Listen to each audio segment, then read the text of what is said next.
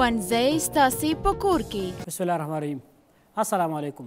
ګلونو زده کوونکو خوږو لیدونکو ستړي مه شئ. زه فضل کریم علمي د ښوونځی ستاسې په کور کې خپرونې په وړاندې کولو سره ستاسې په چوپاړ کې یم. زموږ د ننني ورځې درس د 12 ټولګي د کیمیا اړوند د امینونو درس پاتې برخه او د پولیمرونو پیژندنه ده. موږ د امینونو د تیر ورځې په درس کې د امینونو پیژندنه او د هغې معمولي او ایوپاک نوم ښودنه ترسره کړې وه. که چیرې موږ داسې یو امین ولرو چې هغه د الکولو ګروپ ولري یا د تیزابو ګروپ ولري او یا هم د الدهیدونو ګروپ ولري، دې نوم به څه ډول اخلو؟ د دې د نومونې دپاره موږ د مرکب نوم د الکول، الدهید او یا تیزابو په څیر اخلو او د امین ګروپ معاوض فرضوو. لکه دې مرکب نوم چې عالم زه داسې ګڼم چې دا الکول ده. الکول په دې ده چې د الکولو وظیفوي ګروپ لري. نمبر وهنه له هغې خوا نه پیلوو له کومې خوا نه چې د الکولو ګروپ نږدې راغلی، یو دوه. اوس د امین ګروپ په دویم کاربن ده، دې ته به داسې لیکو چې دوه امینو.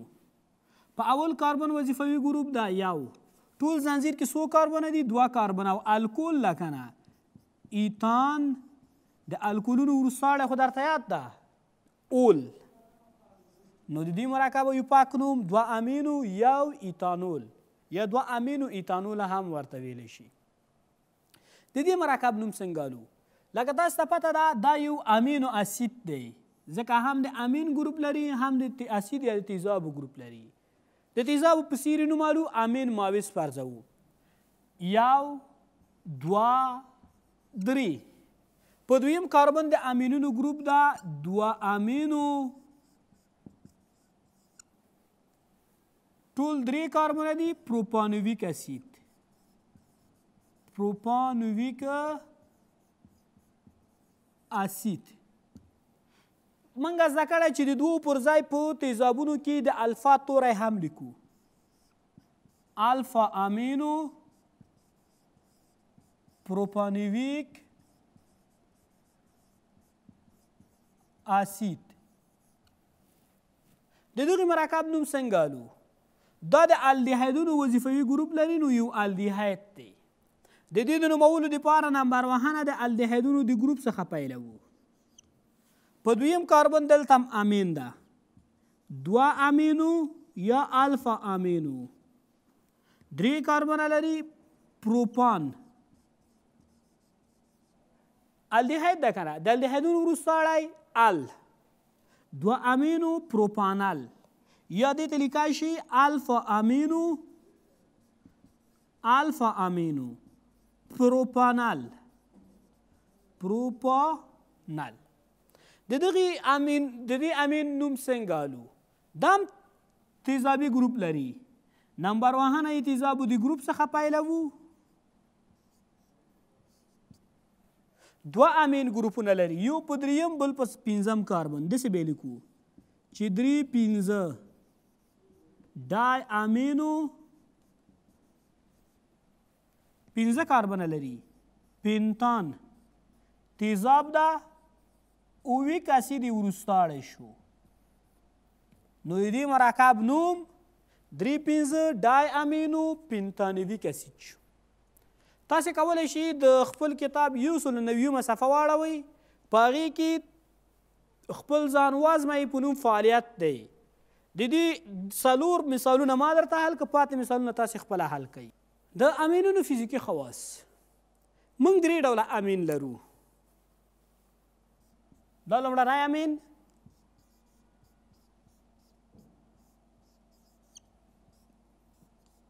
دویمي امین،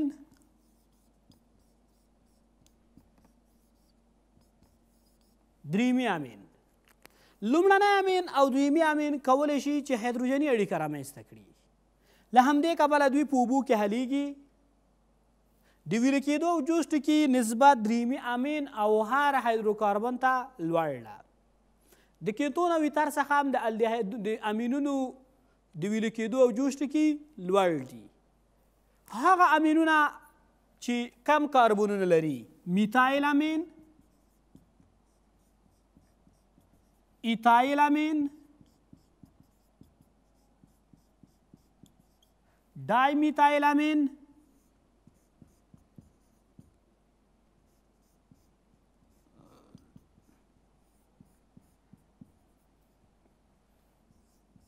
ترای میتایل امین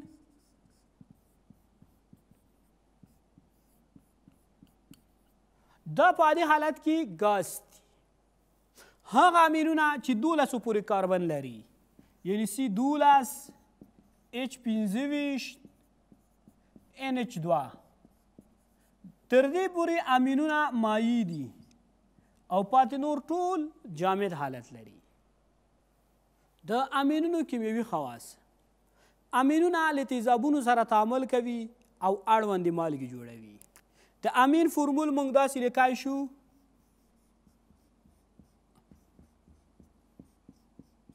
دا یو امین دی.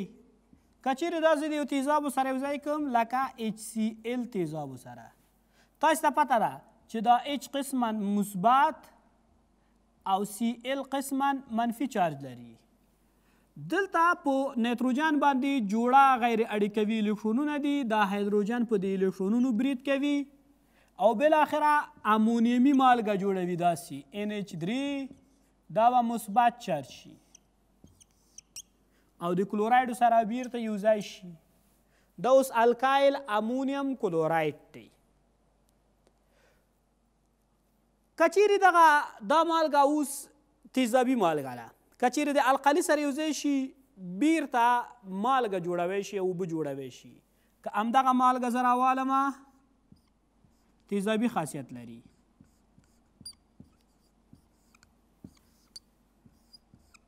دا زه د یو القلي سره لکه سودیم هایدروکساید سره یو ځای کړم. دلته کلورین او سودیم سره جین کیږي، یو ځای کیږي، سودیم کلورایډ جوړوي. دلته کوم اضافي هایدروجن چې په د امین ګروپ راغلی و هغه د دې OH سره یو ځای کیږي، اوبه جوړوي او امین بیرته لاسته راسي. همدارنګه امینونه القلي خواص لري. که چیرې د اوبو سره یو ځای شي هایدروکسایدونه جوړوي.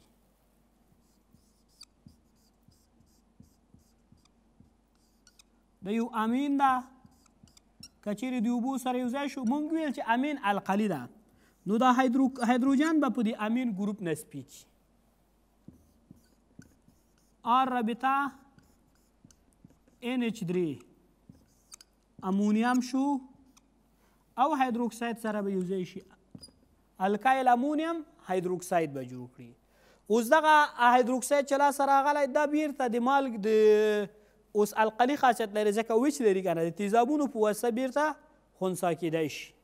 د امینونو الکایلیشن: امین د الکولو په واسطه الکایلیشن کیږي. د الکایلیشن معنا دا ده چې د الکایل ګروپ موږ په یوې مادې نصبوو.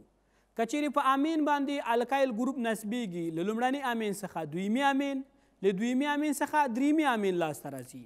د مثال په ډول د کتاب مثال له C5H15 فینایل امین، فینایل امین دا د میتانول سره یو ځای شوی CH3OH. د یادونې وړ ده چې د فینایل امین ته په معمول ډول انیلین هم ویل کیږي. دلته څنګه چل کیږي؟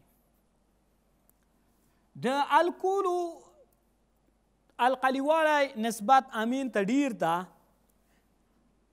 دلته هایدروجن په د هایدروکسیل ګروپ نسبیږي او د H2O په ډول جلا کیږي. پاتې شو د الکایل ګروپ بیرته دلته د هایدروجن پر ځای راشي د امین سره C5H15 NH یو H خلاړ او پر ځای چې راغی CH3 تاویز شو. اوس دا میتایل فینایل امین دی. همدارنګه که چیرې امینونه اسایلیشن شي اماید جوړوي. چې جوړوي؟ اماید جوړوي. د دې معادلې موږ څنګه لیکای شو؟ که چیرې زه یو امین ولرم آر رابطه NH2 او دا د اسایل کلورایډ سره داسې یو ځای کم، د اسایل کلورایډ سره د یو ځای کېدو له کبله دغه د اسایل ګروپ چې ده دا دلته راځي د یو هایدروجن ځای د امین څخه جلا کوي. چې د امین څخه د هایدروجن ځای جلا کړي داسې به شي آر رابطه NH رابطه CO رابطه R جمع یعنی دغه د اسایل ګروپ دلته د یو هایدروجن پر ځای راغی دا هایدروجن د اسایل د ګروپ پر ځای سي کلورین سره به یو ځای شي HCl به جوړ کړي چې به جوړ کړي HCl دا اوس یو اماید دی هغه مرکب چې هم د امین او هم د کاربونیل ګروپ یو ځای ولري یعنی داسې وي NH2 دا د امین ګروپ ده که نه دا د کاربونیل د ګروپ سره یو ځای راغلی دې ته اماید ویل کیږي چې ویل کیږي اماید ویل کیږي دا اوس دویمي اماید دی ځکه دا د امین ګروپ د دویمي امین ګروپ دی انشاءالله روان درس زموږ امیدونه دي هلته بیا پې لږ بحث وکړو چې د دوی نومونه موږ څه ډول اخلو د امینونو لاسته راوړنه موږ کولی شو امینونه په ګڼو لارو لاسته راوړو که چیرې امونیا الکایلیشن کو دې نه امین لاسته راسي د امونیا الکایلیشن څنګه صورت نیسي NH3 امونیا ده که نه که دا زه د یو الکایل هالایت سره یو ځای کړم الکایل کلوراید سره الکایل بروماید سره الکایل ایوداید سره دلته د R او H ځایونه بدلیږي چې د R او H ځایونه بدل شي R رابطه NH2 جمع H د R پر ځای راغی HX دا اوس لومړنی امین دی دا اوس کوم امین دی لومړنی امین دی که چیرې همدغه لومړنی امین بیا د الکایل حالت سره یو ځای کړو دې دپاره چې دې R د دې R فرق وشي دا په R زبر سره وښیو بیا R د H ځای نیسي او H د R ځای نیسي R رابطه NH رابطه R زبر جمع HX په همدې ترتیب که چیرې اوس دا دویمي امین دا بیا د الکایل حالت سره یو ځای شي دا په R دو زبر سره وښیمه دلته بیا د H او R دو زبر ترمنځ ځایونه بدلیږي R رابطه N رابطه R زبر رابطه R دو زبر جمع HX یعنی که چیرې امونیا الکایلیشن شي لومړنی امین که چیرې لومړنی امین الکایلیشن شي دویمي امین او که چیرې دویمي امین الکایلیشن شي نو بیا دریمي امین ته څنګه کیږي جوړیدای شي د امینونو د لاسته راوړلو بله لاره چې دا هغه د سیانایدونو او نایترو د ګروپ ارجا ده که چیرې زه میتایل سیاناید راوالم میتایل سیاناید او دا ارجا کم د څه شي پشتون کې د نکل پشتون کې دو مالیکوله هایدروجن چې وي یو مالیکول هایدروجن د دې کاربن سره یو ځای کیږي CH3 CH2 شو او یو وی د نایتروجن سره یو ځای کیږي NH2 یعنی دلته په سیانایدو کې د کاربن او نایتروجن ترمنځ درې ګونې اړیکه ده یو جوړه هایدروجن چې راځي یو به یې د سره یو ځای شي یو به یې د کاربن سره یو ځای شي اړیکه دوه ګونې شوه بل جوړه هایدروجن یو به یې دې سره یو ځای شي یو به یې دې سره شي اړیکه به څنګه شي یوه ګونې شي یعنې په دې ډول امین جوړیږي که چیرې موږ راوالو فینایل سیاناید دغه مرکب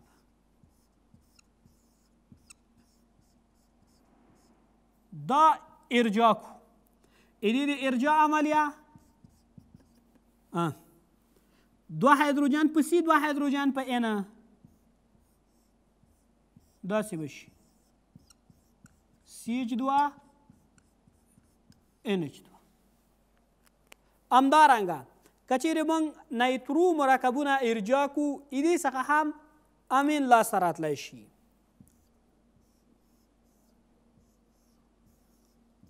دغه مرکب ده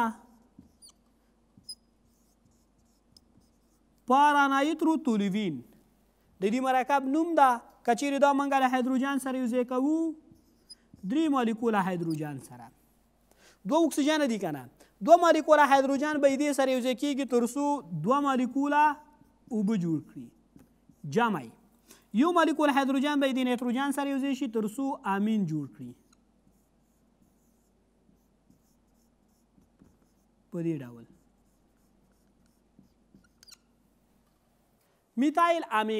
میتایل امین د امینونو لومړنی مرکب ده د یې فورمول ده که چیرې دا موږ الکایلیشن شو ډای میتایل امین او ترای میتایل امین ته لاسته راتلی شي. د ډای میتایل امین څخه د موادو په حل کولو کې کار اخیستل کیږي. همدارنګه فینایل امین چې دا دې ته انیلین ویل کیږي. دا فینایل امین ده که نه د انیلین په نوم هم مشهور ده. له انیلین څخه انډیګو جوړیږي. انډیګو چې فورمولي C14 H10 O2 N2 ده دا د ټولو رنګونو اساس دی. یعنې د رنګونو په جوړولو کې له دې څخه څنګه کیږي ګټه اخیستل کیږي. موږ مخکې د امیدونو په لاسته راوړنه وغږېدو دې په جوړښت وغږېدو چې امید باید څه ډول جوړښت ولري. اوس د یو څو امیدونو نومونه اخلو.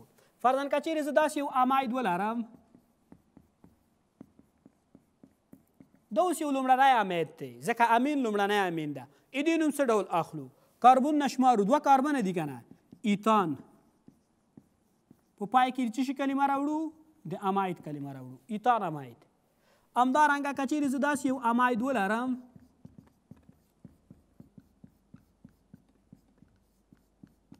دا اوس یو دویمي اماید دی. دې نوم څه ډول الو؟ د دویمي امین په څیرې الو. دلته د میتایل معاوض په نایتروجن راغلی داسې لیکو چې ان میتایل یعنې په نایتروجن باندې میتایل 3 کاربنه لري پروپان اماید. مونږ کولی شو امایدونه د امینونو له اسایلیشن او د تیزابونو سره د تعامل له کبله څنګه کو لاسته راوړو. انشاءالله زموږ د راروانې ورځې درس د پولومیرونو ډولونه دي. موږ به لږ په پولومیرونو رڼا اچو چې پولومیر څه شی ده. اول به یې تاسې د میر اصطلاح وپېژنئ چې میر څه ته ویل کیږي. میر معنا ده واحد. میر معنا څه ده؟ واحد. د مونو په معنا به هم پوهیږئ چې مونو څه ته وایي. مونو څه ته وایي؟ یو ته وایي. اوس که چیرې زه وایم چې مونومیر نو معنا دا شو چې یو واحد. څو واحده؟ یو واحد. او که وایم چې ډایمیر معنا دا شو چې 2 واحده. که چیرې وایم ترایمیر معنا دا شو چې 3 واحده. او که چیرې وایم پولیمیر پولی معنا زیات ده که نه یعنی زیات واحدونه. دې خبرې معنا اوس څه شوه؟ مونومیر یو مالیکول ته ویل کیږي. د یو مادې یو مالیکول ته مونومیر ویل کیږي. که چیرې د 2 مالیکولونو څخه یو نوی مرکب جوړ شي دا نوی مرکب چې لاسته راځي دا د 2 مونومیرونو څخه لاسته راځي دې ته ډایمیر ویل کیږي. که چیرې د 3 مالیکولونو له یو ځای کېدو څخه یو مرکب لاسته راشي دې ته ترایمیر ویل کیږي. او که چیرې د زیاتو مالیکولونو د یو ځای کېدو څخه یو لوی مرکب لاسته راځي دې ته پولیمیر ویل کیږي. اوس مونږ پوه شو چې پولیمیر دا د مونومیرونو څه شی ده؟ مجموعه ده. یعنې زیات کوچني مالیکولونه یو ځای کیږي او یو لوی مالیکول جوړي چې دغه لوی مالیکول ته څه ویل کیږي؟ پولیمیر ویل کیږي. د مثال په ډول تاسو ته پته ده چې پروټین د امینو اسیدونو په نوم د کوچنیو مالیکولونو یو ځای کېدو څخه لاسته راځي. نو امینو اسیدونه مونومیرونه دي او دا پروټین چې ده دا پولیمیر دی. همدارنګه هستوي تیزابونه یا نیکلیک اسیدونه د نیکلوتایدونو په نوم د کوچنیو مالیکولونو یو ځای کېدو څخه لاسته راځي. نو هستوي تیزاب چې د یو پولیمیر ده. د څه شي پولیمیر ده؟ د نیکلوتایدونو پولیمیر ده.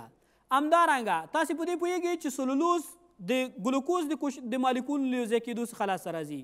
نو سلولوز یو لوی مالیکول شو پولیمیر ده او د ګلوکوز مالیکول نه چې د سلولوز په جوړولو کې برخه اخلي دې ته موږ څه شی وایو؟ مونومیرونه وایو. پولیمیرونه د جوړښت له مخې په 2 ډوله دي. یو هوموپولیمیر ده. یو څه ده؟ هوموپولیمیر. هوموپولیمیر دا هغو پولیمیرونو ته ویل کیږي چې مونومیرونه یې یو ډول وي لکه سلولوز. سلولوز ټول د ګلوکوز مونومیرونه په خپل ترکیب کې لري. یو هیتروپولیمیر یا کوپولیمیر لرو. کوپولیمیر هغه پولیمیر ته ویل کیږي چې مونومیرونه یې فرق لري لکه ډاکرون. ډاکرون یو ډول پولیمیر ده چې په دې کې د فتالیک اسید مونومیرونه او همدارنګه د ایتلین ګلایکول مونومیرونه پکې څنګه کړي؟ برخه اخیستي. یعنې هلته مونومیرونه یو ډول نه وي. دا د جوړښت له مخې د پولیمیرونو ډولونه وو. د جوړښت له مخې پولیمیرونه په 2 ډوله شو. هوموپولیمیر او کوپولیمیر. د پیدایښت له مخې پولیمیرونه په 2 ډوله دي. یو هغه پولیمیرونه دي چې طبیعت کې پیدا کیږي. طبیعت کې موندل کیږي د ژوندیو موجوداتو په جوړښت کې موندل کیږي لکه پروټینونه، همدارنګه قندونه همدارنګه هستوي تیزابونه، طبیعي ربړ، دا هغه پولیمرونه چې طبیعت کې موندل کیږي، دې ته طبیعي پولیمر ویل کیږي. ځینې پولیمرونه داسې دي چې هغه په طبیعت کې نشته، د انسانانو لخوا په لابراتوارونو کې جوړیږي، هغې ته موږ مصنوعي پولیمر وایو، لکه پلاستیک، دا مصنوعي پولیمر ده. انشاءالله روان ساعت کې به موږ پیل په طبیعي پولیمرونو کوو. د طبیعي پولیمرونو جملې څخه به اول قندونه څیړو. تر بیا پورې چې زه ستاسې په خدمت کې حاضرېږم، تاسې په لوی او بخونکي خدای سپارم. تر بیا ښې چارې.